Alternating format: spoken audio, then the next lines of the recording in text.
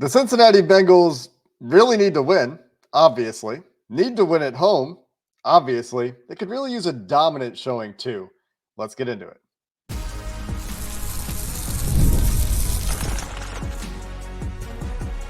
You are Locked On Bengals, your daily Cincinnati Bengals podcast. Part of the Locked On Podcast Network, your team every day. What up, Bengals fans? Welcome to another episode of the Locked On Bengals podcast. I'm your host, Jake Liscow. He's your host, James Rapien. We are together, the Locked On Bengals podcast here on the Locked On Podcast Network, covering your team every day on YouTube and everywhere you get your podcast. If you're new to the show, you can hit that subscribe button to stay up to date on all things Bengals as we lead up to a trade deadline where, well, maybe we're not expecting anything to happen, but we're going to suggest that they should do something. And we did that earlier this week. The everydayers know that. Shout out to the everydayers. Shout out to those of you who make us your first listen. We appreciate those of you who make us part of your routine, and you're part of those very cool Locked On Bengals clubs. Today's episode is brought to you by Game Time, where you can save $20 on your first purchase of tickets when you download the app and use promo code Locked On NFL. And James, as we have said ad nauseum lately on this podcast, not just score 40, but must win. I don't think it's a just score 40 kind of week for the Bengals against the Raiders. I don't think the Raiders are that threatening, but it is a game that they desperately need to win to keep their season alive. And that's really what we're talking about at this point, is keeping their season alive and looking for signs that it can be anything more than that. Well, yeah, the sign's got to be a W. That's the only sign that matters. I was talking to a veteran in the locker room Wednesday, and that's certainly the vibe. The how, and I know you mentioned it at the top, the how matters, but really, they have to just find a way to get to 4-5. Because the moment you get to 4-5, you're already thinking about what's happening in week 10. Like, there isn't a whole 24 hours to think about this Raiders game after the fact. It's a sprint right afterwards to Thursday Night Football in front of, guess what? Spoiler. If they win against the Raiders, it's still a must win next week against the Ravens on Thursday Night Football. They've put themselves in this corner, in this position. And you're right. I don't think it's a just score 40 game. It's certainly a just win game. And it would be nice to get out early, not look back, have the defense build some confidence, have the offense score consistently, move the ball consistently early, and by the way, put together some explosive plays, explosive run plays would be nice as well. Get this ground game a little confidence. It would be nice for all of that to happen, but regardless, they have to be 4-5 the next time we do a show, unless the next time we do a show is when they surprise us with a trade, which neither of us are expecting, but some kind of emergency pod. But outside of that, our post-game show Sunday, when I text you and I say, all right, I'm making my way up to the press box after Joe Burrow has talked and Zach Taylor in the locker room clears out, they better be 4-5.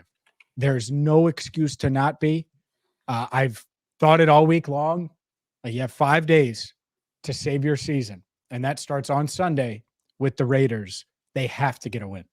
And they have another opportunity to knock off one of the worst teams in the NFL, which are the only teams they've knocked off this year, not including the New England Patriots. Yep. The strength of victory for the Cincinnati Bengals at 208, which I think I mentioned, their opponents have a winning percentage of just over 20%. That would go up just a tick if the Bengals were to win this week over the Las Vegas Raiders. But you mentioned, and I mentioned, the must-win nature of this game, the playoff leverage in this game, massive for the Bengals. They lose, they're down to about a 10% chance to make the playoffs. And maybe you listening are scoffing and thinking, what do you mean 10%? They're at 0%. They have no shot. Have you seen them the last few weeks? Well, yes, I have. That's why I say that. And things do need to turn around for them to have real aspirations to make noise in the playoffs. But technically, the playoffs hopes are still alive. And this is according to PFF's Timo Riske, or Risk. I'm not sure, it's a foreign name, how the last name is pronounced there. But if the Bengals win, they're up to in the low 30s for playoff chances, according to Timo's model. So this is a 20% or so swing. If they lose, they're down around 10% with like the Jets and the Jaguars and the Browns potentially. If they win, well, there's still 1/3 of a chance if things go right the rest of the way in his model. And what's interesting, and it's why I look at this as a 2-day, and I told multiple players this week. What I say here, it's not like it's different in the locker room. I'm like, oh, well, this is how I view it. And some of them will say one thing, others will say another. But it's 5 days, because I bet Timo's projection goes up to high 40s, mid 40s if they were to win both of these games. But you have to get this one. You have to get another AFC win. You have to win at home. You have to give people some hope. And whether it's fair or not, and I think a lot of the criticism on social media has been fair. Some of it has been a bit much, considering where they're at. But it won't be if you lose to the Raiders. Like that's the difference, is the stuff that I think is that is exaggerated. It will be very real, all of those things, on Monday or Sunday when we get back together, if they somehow lost to the Raiders. Yeah. And so that, to me, is what this game is. Obviously, playoff percentages, have to win, have to keep your season alive, but it's the Raiders. It's a game that from the Patriots game was awful, right? It's like that. Like, if you lose this game, it's very much oh my God, how did you lose to that Raiders team? And we can talk about what the Raiders, the challenges that they have, or the players that we should be focused on, or the Bengals should be focused on stopping or containing. And we could do that in a bit. But man, it's not like that's a long list. It's not like there's a lot of guys, Jake, where we're like, man, oh man, you got to worry about this guy and that guy, and who knows, maybe this. It's not like the Eagles last week, where you say, oh, well, they have a ton of talent top to bottom, and they struggled in a couple of these games. No, it's not that. They are what their record is, and that's exactly what they are. If the Bengals are going to be better than their record and get out of this hole and have a big enough ladder to get over 500 in the near future, it's got to be beat the Raiders on Sunday. And we're going to hammer that home for the next 20 minutes. But we can get into some of these matchups too. Yeah, I think we will go to the matchups. We'll talk about some of the opportunities. We'll update what's going on with Tee Higgins, what's going on with Orlando Brown, as the Bengals are getting ready for a 2 games and 5 day stretch, with Sunday night road trip in the division coming up Thursday night. I was going to say Sunday night on Thursday, which obviously doesn't make any sense. But yeah, you lose to the Raiders. Any criticism out there of the Cincinnati Bengals is going to be fair. There will be almost nothing, or nothing, remove the word almost, too far to criticize the Bengals for if they lose and drop to 0-5 at home, losing to the Raiders this week. That, in that sense, as much as we're talking about keeping the season alive, it is a must win, because I mean, people will be ready to burn the thing down if they drop this game. Yeah. And the tone of our Monday show ahead of the trade deadline, certainly Sunday post game, but our Monday show ahead of the deadline is significantly different, I think. Even if no one thinks they're going to make a move, fine. But the tone would be much, much different after a win versus a loss, regardless of the how. But let's get into those injury updates, the latest on Orlando Brown Jr., the latest on Tee Higgins, plus some matchups, because the Raiders do have some good players, some players that you might want to kidnap after the game on Sunday and keep in Cincinnati. We'll get to all of that coming up next. Today's show is brought to you by Game Time. Game Time is the app you need right now, because you might be thinking, you know what? The Bengals, they're trending in the wrong direction. I want to go to Paycor and watch them on Sunday. The weather should be reasonably okay. At least it has been all week. I haven't checked the forecast for Sunday.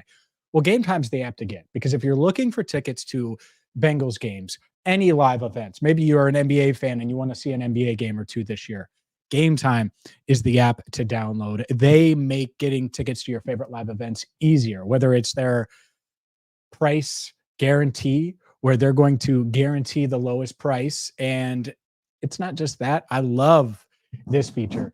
You toggle it on and it'll show you the exact price, the all-in pricing. There's no hidden fees when you get to your cart and you go to checkout.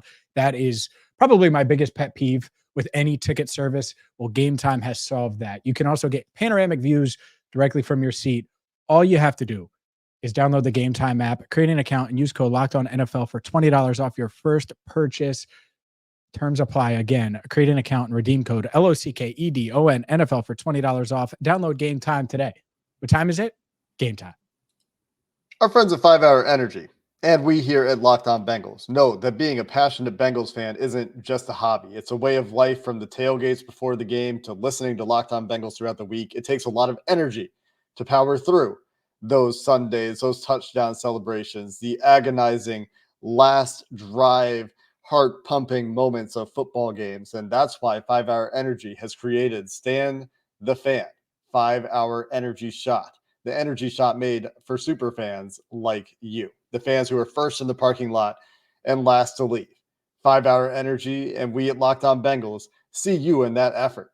5 Hour Energy knows that, well, it requires a lot of heart, soul, a whole lot of energy to be a football fan and bring the energy to Paycor Stadium on Sundays.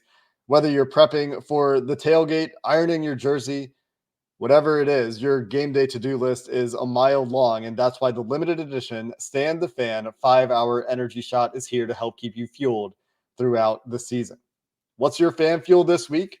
Whatever it is, do it with a 5 Hour Energy. Available at 5hourenergy.com, ship nationwide. All right, Jake, let's dive into injuries before we get into some key matchups. Orlando Brown Jr. on the practice field in the Bengals indoor facility on Thursday, not practicing, but was on the field. Tee Higgins getting some rehab work. Let's just, because we don't know either way, but if you're the Bengals, do you just hold both guys out because of the Thursday game? Obviously, we know how important that game is. I mean, the moment, if they're able to win on Sunday against the Raiders, you're thinking Thursday. Do you hold both guys out? How do you treat this knowing that they're going to have to recover 96 hours after Sunday's game and play another game? Yeah, I think that is an interesting factor because of the importance of this game. Like, if you lose this game because they haven't been able to win without Tee Higgins, not to mention Orlando Brown and how he changes their offensive line as a pass protection unit, Yep. then next week doesn't matter as much, right? Like, it matters that they beat the Ravens to get to 4-6 in that hypothetical world. Then they're still alive, but I mean, it's a totally different world. So it is a tricky situation to evaluate, which direction to take that. I think about where the strength is on this Raiders team, and that's Maxx Crosby on defense. And so when you're thinking about, well, how do we approach the Orlando Brown decision? I'm thinking about, well, how are we going to handle Maxx Crosby? Maxx Crosby, for his career, the last time the Bengals saw him, is almost exclusively a left side player. This year, playing a little bit more on the right side than I remember the last time we saw the Raiders play. And I think you would have to assume that if Orlando Brown isn't out there, well, Maxx Crosby can probably pick his battles, whether that's Cody Ford or the rookie Amarius Mims, who we think has a very bright future and high ceiling and certainly flashes that, but is still a rookie and has made, on a relatively consistent basis, like a rookie mistake or two per game. Mm-hmm. So on Orlando Brown, I would say if there's not a huge risk in it getting worse for him, we don't really know the specific nature of his injury other than it's calf into knee. He had to pull himself out of the game last week.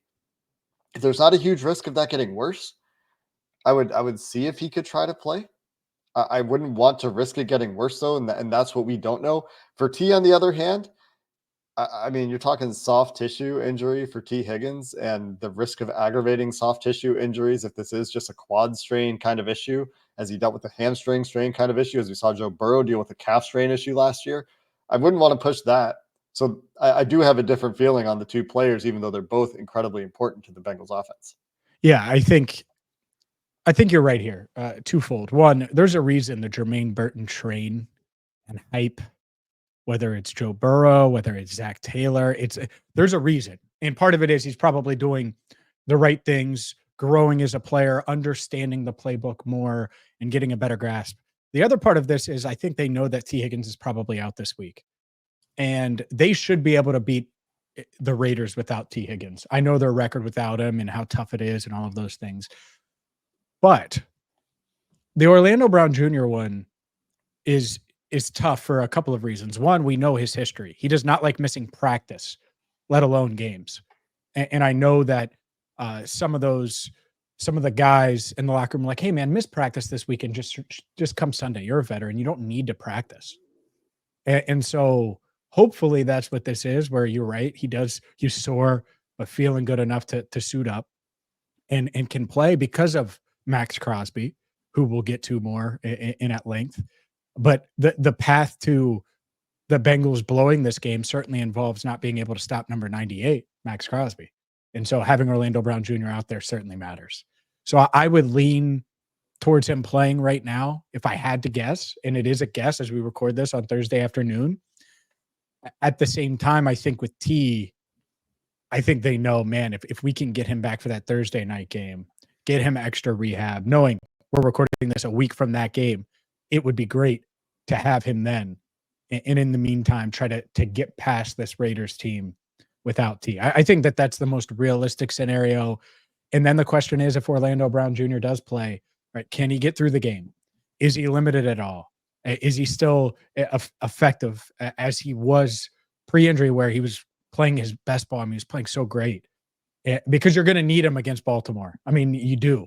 And that's going to be such a tough game, even at full strength. So it is a juggling act. It's a balancing act. I think if I had to guess today, Orlando is going to give it a go. And in T, I think that they're kind of planning the way they're rehabbing him and stuff. He's worked on the rehab field Wednesday and Thursday, planning on hopefully getting him back on Thursday Night Football against the Ravens.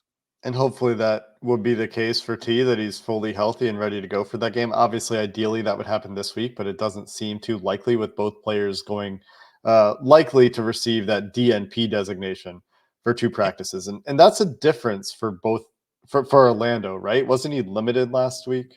He was limited, and so you wonder, and maybe that's the point, right? Is do you need to be limited on Wednesday and Thursday, or do you need that extra rest? I think it's a good sign that he was out there for practice, just on his feet both days, but no need to push it. You just need to feel good on Sunday. And so hopefully he'll be able to do that. And in the other concern, it is exactly that. Like you don't want to make it worse. Who knows if you can, but you don't want to make it worse to where it's now a scramble drill to try to get his body ready for Thursday night.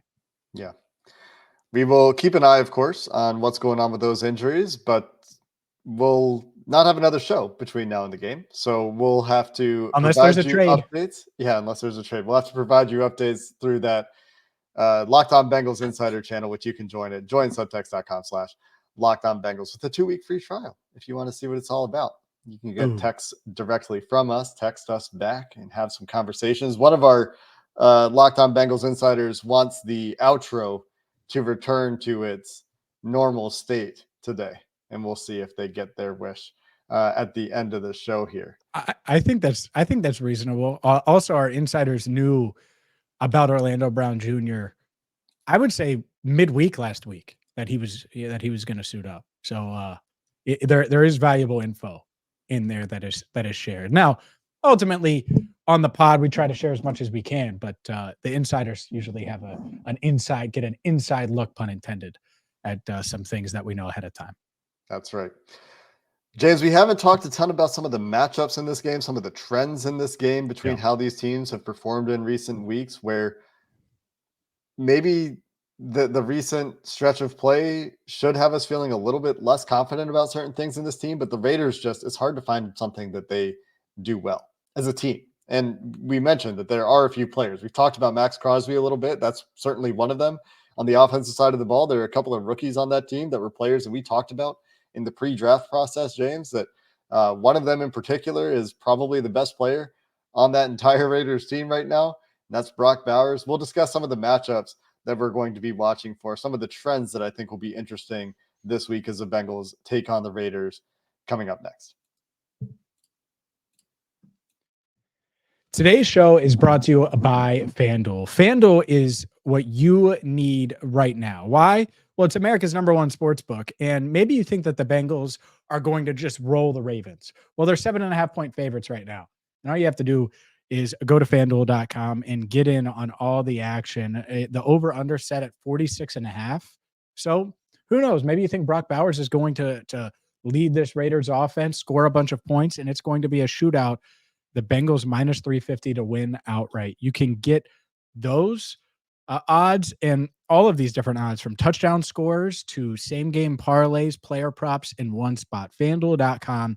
And you'll get started with $150 in bonus bets if you win your first $5 bet. So you could throw $5 on an NBA game ahead of time. Maybe you're listening to this before Thursday night football. You could go that route. Or maybe you'll want to hold off until Sunday. Get in on the action today. FanDuel.com, where you'll get started with $150 in bonus bets if you win your first $5 bet. FanDuel, official sportsbook partner of the NFL. You mentioned, James, that we are recording this episode of Locked On Bengals on Thursday. That's Thursday, October 31st. Hope you're having a happy Halloween, as we've got the Halloween colors here on Locked On Bengals. For those of you watching on YouTube, the orange and black background, of course, also the Bengals colors. They make it easy to be in the Halloween spirit. I wish I had my Halloween costume handy so I could put the mask on. Yeah, there's those orange and black colors James holding up on YouTube. So hope you're having a nice Halloween out there. That being said, James, let's dive back into some of the matchups we'll be interested in and some of the players we're interested in watching in this game. For one, we talked about this on the crossover a little bit yesterday when I was talking to Q. The Bengals should have an advantage at wide receiver in this game. They should have an advantage with Joe Burrow in the passing offense in this game. They have to deal with Maxx Crosby. We talked about Maxx Crosby, the only real recognizable player for most people on this defense, but Q made sure to draw attention to Jacorian Bennett, the second-year corner, fourth-round pick out of Maryland, who will probably get a heavy dose of Jamar Chase and Jermaine Burton in this game. Nate Hobbs, the slot corner for the Raiders, a player you may have heard of. But more interestingly, perhaps, as we know you love your skill players, James, is Brock Bowers showing out, as you would expect for the level of prospect he was. Jackson Powers-Johnson, the other player that we talked about in the pre-draft process that will be starting for the Raiders in this game. He'll probably, well, I guess I shouldn't say probably. He'll potentially be moving over to center where he's been playing guard because the Raiders are dealing with an injury to their center, Andre James, this week. We've also got, and I mentioned this yesterday as well, a DJ Turner at wide receiver for the Raiders, in addition to the DJ Turner at corner for the Bengals. So that could be a fun one that I mentioned yesterday. But Brock Bowers certainly getting circled on offense. And then Trey Hendrickson, after a bit of a disappointing week that kind of reveals that when he doesn't win, the pass rush doesn't do enough, with a tougher matchup this week, dealing with Colton Miller, who's developed into a pretty nice left tackle for the Raiders. Azeez Ojulari. Oh, we're not talking about guys that they can help their pass rush at the deadline. Yeah, a couple of things. One, I think the Bengals are very well aware that Maxx Crosby is the path. You have to contain him top to bottom. Joe Burrow mentioned it on Wednesday, but you talk to these guys in the locker room, and that's going to be the straw that stirs the beat the Bengals at Paycor drink for the Raiders. And so you just can't let that guy get going. And it's much, much easier said than done because he's good against the run. He's an elite pass rusher. There's a reason Bengals fans have been talking about him for weeks, and multiple fan bases have jersey swapped him and all of those things ahead of the deadline because he's just that good. And so don't let him wreck the game. I think that's number one. Like, if you put a keys to victory before you get to anything the Bengals are doing, it's just that. Because if you do that, Joe should be able to make plays. And this offense should be able to move the ball. And the Bengals should be able to get off to a quick start and all of those things. But that's still a big if, because he is that good, especially with Orlando Brown Jr. Dealing with an injury right now, and who knows if he's going to go. But of course, you're right. I love Brock Bowers. You know who else does? Multiple Bengals players, whether it's on offense or defense. I mentioned him. I was talking with Eric All in the locker room. Obviously, they're both rookie tight ends. They were at the combine together. He's like, "Oh, Brock's awesome." He was really like fun to chat with. He wasn't like cocky and arrogant, even though he was clearly the top tight end in that class. And they think he's a heck of a player. Defensively, obviously, they're studying him and trying to game plan for him. And so whether it's watching the Raiders or talking to guys that have watched the film, he's such a big part of what they do. And I'm almost surprised he's been used this much. Like, it was a weird fit to me when he went to the Raiders, but he's such a talented player, and he's really their He's their best skill player by far, but he's the Maxx Crosby of the offense, where 3rd and 5, that's where Minshew's going to look. And so everyone's going to have to be aware of him and try to limit those gotta have it plays. They're looking for Brock Bowers, and so you don't want it to go his way.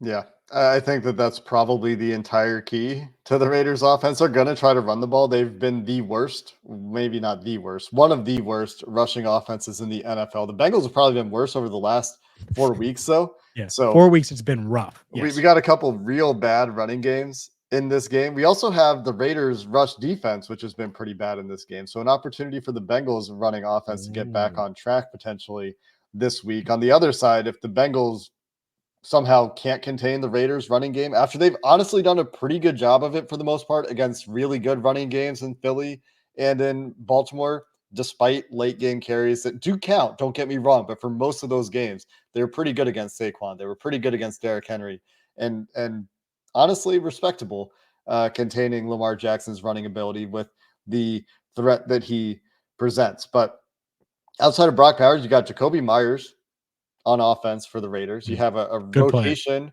at quarterback. And we heard about Desmond Ridder in the crossover yesterday, him potentially having sub packages. You've got a banged up offensive line. So limited players for the Raiders as they started practice this week. Jacoby Myers dealing with an ankle injury. Colton Miller, I mentioned earlier, he's dealing with an elbow injury. Dylan Parham is dealing with a foot injury. And Andre James didn't practice at all, the center that might require a move from Jackson Powers Johnson. So there's a banged up team, a team that has dealt its star receiver in Devontae Adams and has Gardner Minshew likely playing quarterback, but like they don't really want that necessarily in Vegas if you listen to their coach. So a whole lot of instability on offense, an offense that Q mentioned is searching for identity, searching for answers, not very happy with their coordinator, Luke Getsy, and just might be outmanned. So if you're looking for an opportunity to show us that you can still be a NFL defense in the Cincinnati Bengals, this is a week where they should look like an NFL defense. And if they don't, well, then we're parroting the same questions that we've been parroting the last few weeks. For sure. They absolutely should. And I'm going to write Marvin Lewis a letter, which Mike Brown is known for his letter. So I'm going to go channel my inner Mike Brown and be like, hey, after the game, do you mind just leaving Brock Bowers? Do you mind leaving Jacoby Myers? Maybe Jackson Powers Johnson? I don't think they'll go the Maxx Crosby way. I know people are asking for that. I just assume they'll say no there, but maybe just leave a couple of these guys. And Marvin, you could stay too if you want. It doesn't matter. But yeah, I think there's a handful of guys that you really need to be aware of. It doesn't mean other players aren't capable of making plays, but the game changers, you don't want Brock Bowers you don't want him to go for 12 catches, $120, and be this chain mover that's going to keep these drives alive, or have an explosive player too. You got to limit the Raiders rushing attack, because if you let them run the ball, which they haven't been able to do, then it is going to open things up a bit for Brock, or open things up for Jacoby Myers, who I would expect them to play. And then obviously it's all about Maxx Crosby, because with the way Joe's playing, as long as Maxx Crosby doesn't wreck the game, he should still be able to move the ball up and down the field, and they should be pretty darn successful on offense. So going back to where you started, this isn't a win or get to 40 type game. It's probably like get to 28 and you feel pretty confident that the Raiders aren't going to score 28, assuming the defense shows up. But you got to get to 28. I would prefer 30, because they need to get their butts in gear on offense and be a bit more consistent. And just to underscore how bad the Raiders have been, especially lately, they're 32nd in overall EPA per play on offense this year, dead last in the NFL over the last 4 weeks. That's still 30th. They're 32nd in rushing EPA per play this year. They're 31st in the last 4 weeks because, and I mentioned this, the Bengals actually have been worse in the run game by EPA per play in the last 4 weeks than the Raiders somehow, despite the Raiders run game being what it is. And they're also running the ball a lot. They're trying to run the ball. Their pass rate over expected for that Raiders offense, -6. They're one of the more run-heavy teams in the NFL, despite their run game being truly dreadful. And Bengals fans know a thing or two about dreadful run games from what they've done the last few weeks. And that's what the Raiders have been all year. So opportunity there for the Bengals run D to step up in a game where they might have ample opportunity to do so. Meanwhile, the Bengals on their side of the ball, the passing offense still clicking, top 10 in most metrics over the last 4 weeks, but truly, truly awful run game that has a bit of an opportunity for a bounce back this week. The Raiders do have a bit more of a susceptible run D than they've seen lately. So a chance this week for them to look a little bit more average in the run game. As I mentioned at the top, James, I'm looking for them to show me that they can take care of business in a significant way against teams that are as lost as the Raiders appear to be through 8 games this year. It's fair. It's a reasonable expectation. And normally I give a prediction right now. The prediction is win.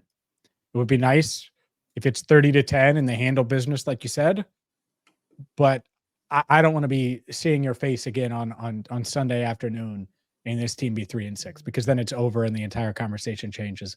And I don't think either of us expected this season to be over before the deadline. No. So they got to handle business. The Raiders are still an NFL football team, and that means that you got to come out, you got to play at a reasonably high level to get a win. We saw them lose to New England, so all bets are off at home, but they need a home win. They need to get a win. And so my prediction, I would pick the Bengals. I'm not giving you a score, but they just got to win, and it's that simple. This Raiders team did beat the Ravens back in week 2 in Baltimore. Had no business. That game is like the Patriots game for the Bengals for the Ravens. Yeah. That's what the only other. I mean, the Ravens built a 10-point lead and then just blew it. Yeah. The only other win for the Raiders this year against the Cleveland Browns. So they are 2-1 against the AFC North. They got blown out by the Steelers at home. So the Bengals a chance to get the Raiders to 2-2. Yeah, 2-2 against the AFC North, where their only 2 wins this year are against the AFC North teams. A funny little coincidence there. Either way, we'll have you covered after the game. Hope you're enjoying or enjoyed your Halloween, like I said. And until next time, thanks for listening to this episode of the LockOn Bengals podcast. Hoo day, and have a good one.